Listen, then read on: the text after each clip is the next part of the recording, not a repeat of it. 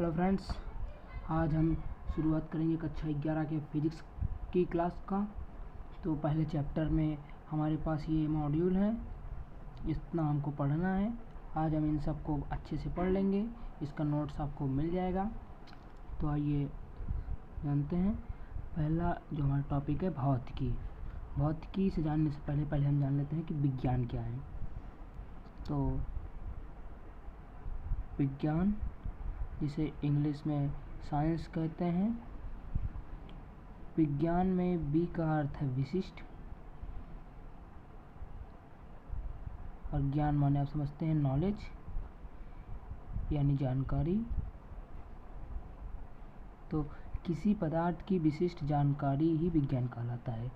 ये जो शब्द साइंस है, ये ग्रीक शब्द साइंथिया से लिया गया है, जिसका अर्थ होता है ज्ञान या जानना।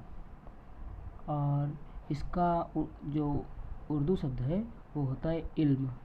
इल्म माने भी विज्ञान होता है, ठीक है ना।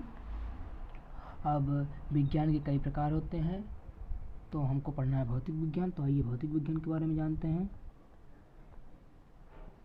भौतिक विज्ञान, जिसे हम लोग इंग्लिश में फिजिक्स कहते हैं, ये जो है ग्रीक शब्द फ्यूसिस से लिया गया है। फ्यूसिस, ठीक है ना, याद रखेंगे फ्यूसिस। और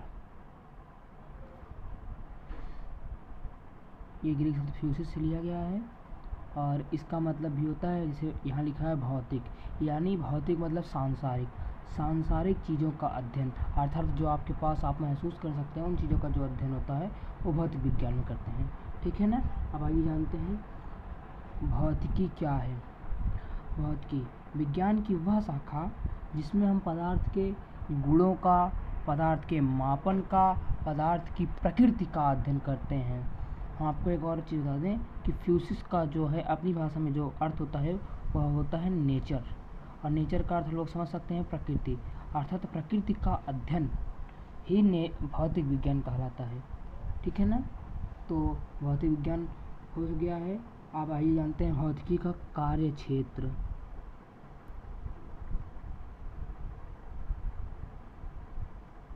देखिए, इसका दो मुख्यतः होता है, एक स्थूल प्रभाव क्षेत्र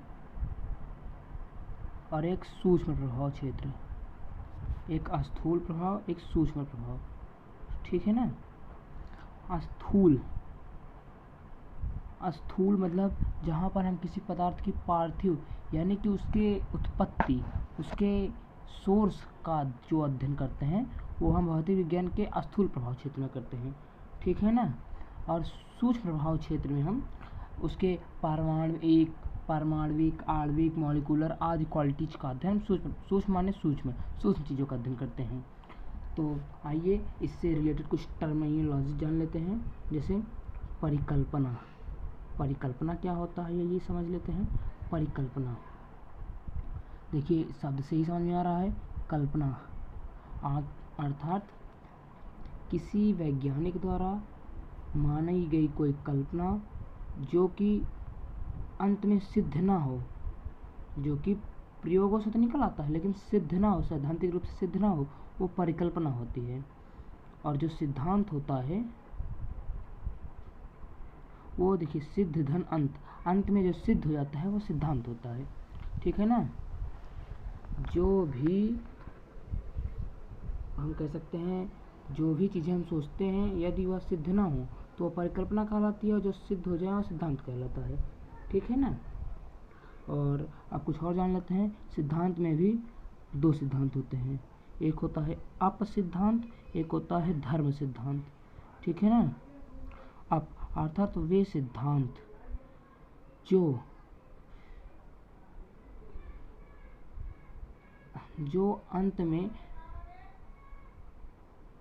अंत में सिद्धि हो जाती हैं, अर्थात किसी भी वस्तु के लिए समान होता है।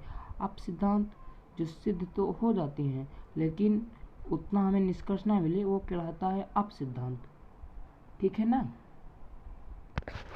आइए जान लेते हैं अगला जो टॉपिक है हमारा भौतिकी। अगला टॉपिक हमारा क्या है, भौतिकी तथा का अन्य विज्ञान से संबंध। जैसे देखिए, भौतिकी का हमारे रसायन से भी संबंध है। जैसे आप लोग पढ़ते होंगे रसायन विज्ञान में, जैसे एक्सरे हो गया, सीटी स्कैन हो गया और सीटी स्कैन हो गया, ये सब जो है ना, ये भौतिकी की ही देन है, जो कि हम इसका प्रयोग रसायन विज्ञान में भी करते हैं। ठीक है ना। तो हमारे सामने आज बहुत एग्जाम्पल हैं कि भौतिकी रसायन से किस प्रकार संबंधित है। हम रसायन की चीज़ों को जानने के लिए भौतिकी के बहुत सी उपकरणों का इस्तेमाल करते हैं। और आइए जान लेते हैं, जैसे भौतिकी का खगोल से हम लोग जानते हैं कि जो दूरदर्शी होती है, कोई लेंस होता है, वो भौतिकी के क्षेत्र में आता है, और उसका प्रयोग हम खगोल में भी करते हैं। तो इससे हमारे भौतिकी का और खगोल का भी रिलेशन आ जाता है। और आइए जान लेते हैं भौतिकी का जीव विज्ञान से संबंध। भौतिकी का जीव विज्ञान से देखिए, आजकल हमारे पेट की जांच करने के लिए कई प्रकार की मशीनें इस्तेमाल में लाई जाती हैं। वैसा भी भौतिकी की ही देन है, जिसका प्रयोग हम जीव विज्ञान में चीज़ों को जानने के लिए करते हैं। अगला हमारा टॉपिक क्या है देख लेते हैं, बल। बल तो आप समझ ही सकते होंगे, किसी वस्तु पर लगाए जाने वाली बल। आइए जान लेते हैं बल क्या है।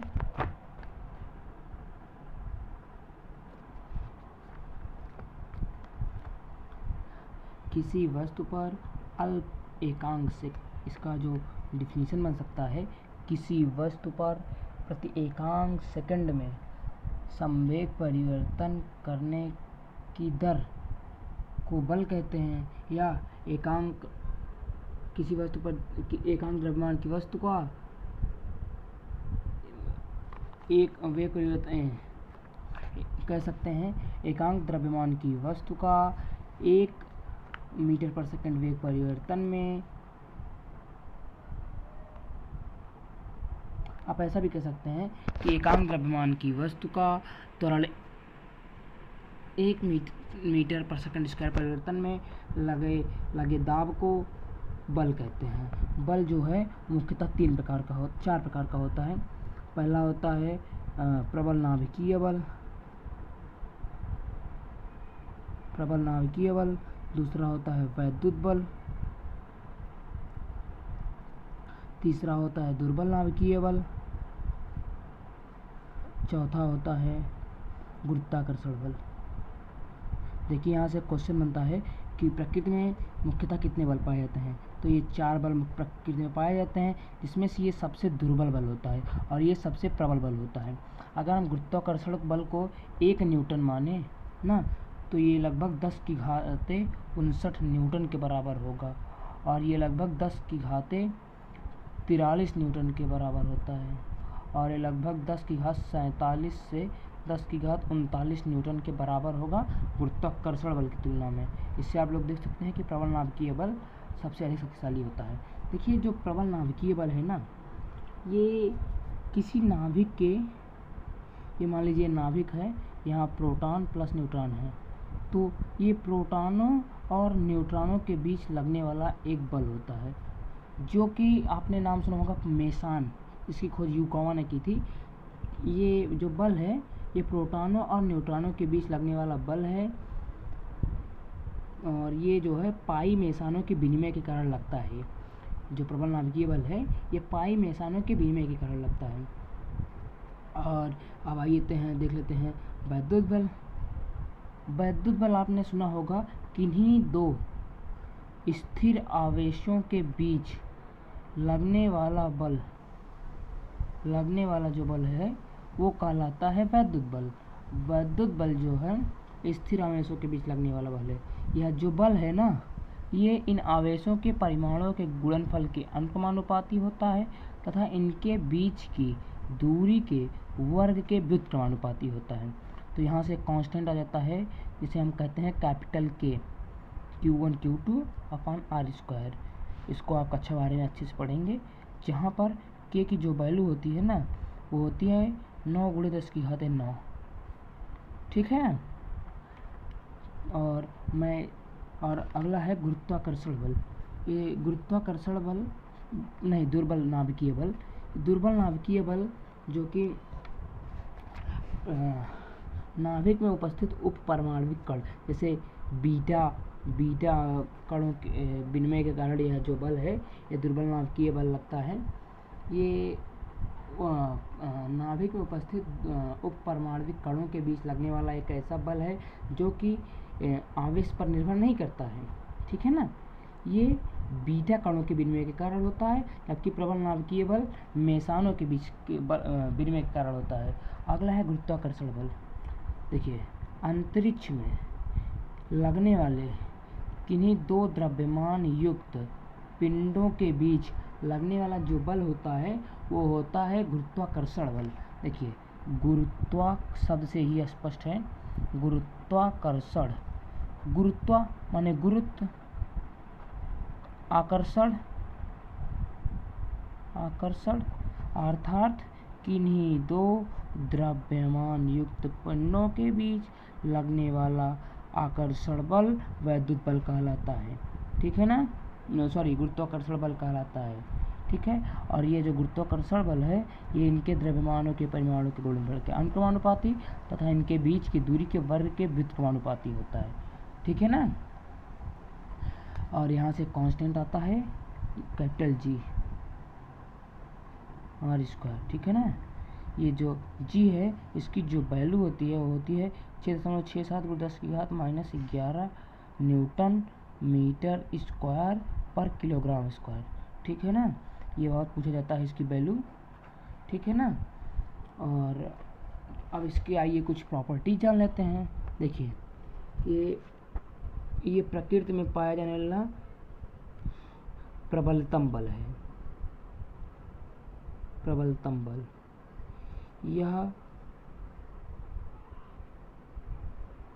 यह जो है इसकी कोट 10⁻⁹ होती है, आपको भी बताया मैंने। और ये प्रायः बीटा कणों के विनिमय के कारण ये प्रायः जो है पाई मेसानों के विनिमय के कारण लगता है, ठीक है ना। अगला है वैद्युत बल। देखिए, वैद्युत बल जो है ये आवेश पर निर्भर करता है, पहली बात ये जान लीजिए, आवेश की प्रकृति पर निर्भर करता है। और ये प्रायः ये आकर्षण तथा प्रतिकर्षण दोनों शो कर सकता है, ठीक है ना। और ये एक संरक्षी बल है, मैं आगे आपको बताऊंगा संरक्षी बल क्या है। संरक्षी बल क्या है, यह एक संरक्षी बल है और यह एक केंद्रीय बल भी है। आगे मैं इसके बारे में चर्चा करूँगा, केंद्रीय बल कौन है और संरक्षी बल कौन है। और ये जो है इसकी कोटि मैंने बताया 10⁻43 न्यूटन होती है, ठीक है ना। दुर्बल नाभिकीय बल कोई इम्पोर्टेंट नहीं है, उसको छोड़ दीजिए। गुरुत्वाकर्षण बल, ये बल केवल आकर्षण प्रकृति का होता है। यह भी केंद्रीय बल होता है, यह भी संरक्षी बल होता है। देखिए बच्चों, ये दीर्घपरासीय बल है, इसको भी जान लीजिए। ये दीर्घपरासीय है, ये भी दीर्घपरासीय है। केवल एक दुर्बल नाभिकीय बल है ना, ये लघुपरासीय बल है, इसको जान लीजिएगा, ये लघुपरासीय बल है, ठीक है ना। और ये तीनों दीर्घपरासीय बल होते हैं, मैं आगे चर्चा करूँगा इसके बारे में। और इसकी जो कोटि होती है इसको हम लगभग 1 न्यूटन मानकर चलते हैं, ठीक है। ये माध्यम पर निर्भर नहीं करता है, ये भी माध्यम पर निर्भर नहीं करता है, ये थोड़ा माध्यम पर निर्भर करता है, ठीक है ना। चलिए आगे हमारे पास एक टॉपिक आता है मूल बलों का एकीकरण। एकीकरण कोई टॉपिक नहीं है। देखिए, रसायन भौतिकी की वह शाखा जिसके अंतर्गत हम चारों बलों का एक करके अध्ययन करते हैं, वही मूल बलों का, चारों बलों का एक करके ही जो करते हैं, चारों बलों का एकीकृत समूह ही एकीकरण कहलाता है, ठीक है ना। और कुछ इम्पोर्टेंट टर्मिनोलॉजी जान लेते हैं जो कि हमारे लिए बहुत ख़ास हैं, यही बेस्ट पार्ट है इस वीडियो का। आगे हम कुछ सिद्धांत के बारे में भी बात करेंगे, उसे हम आगे बात करेंगे, जैसे कोणीय संवेग संरक्षण का नियम इत्यादि। आप जानते हैं कुछ टर्मिनोलॉजी, जैसे मध्याकार भौतिकी,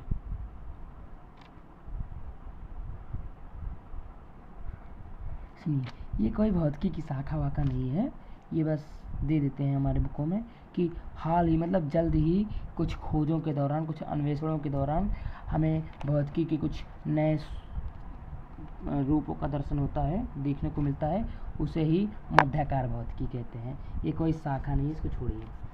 और अगला है प्रेक्षण। प्रेक्षण देखिए, प्रेक्षण जो होता है, प्रेक्षण मीन्स होता है जैसे कि जांच करना, मीन्स चेक करना। प्रेक्षण मीन्स अवलोकन करना कह सकते हैं, ठीक है ना। और ये दो प्रकार का होता है, व्यक्तिनिष्ठ प्रेक्षण, व्यक्तिनिष्ठ, वस्तुनिष्ठ। शब्द से ही स्पष्ट है इसके बारे में। देखिए, व्यक्तिनिष्ठ वह प्रेक्षण जो भिन्न भिन्न व्यक्तियों के लिए भिन्न भिन्न होता है, व्यक्तिनिष्ठ प्रेक्षण। और जो भिन्न भिन्न वस्तुओं के लिए भिन्न भिन्न नहीं होता है, वो वस्तुनिष्ठ प्रेक्षण होता है, ठीक है ना। और अगला हम कुछ टर्मिनोलॉजी जान लेते हैं, प्रेक्षण, ठीक है ना। और हम आगे जो बात करेंगे नेक्स्ट वीडियो में हम पढ़ेंगे भौतिक नियमों की प्रकृति। उस तब तक के लिए धन्यवाद। यदि आप इस चैनल पर नए हैं तो इस चैनल को लाइक और सब्सक्राइब अवश्य कर लीजिएगा। Thank you.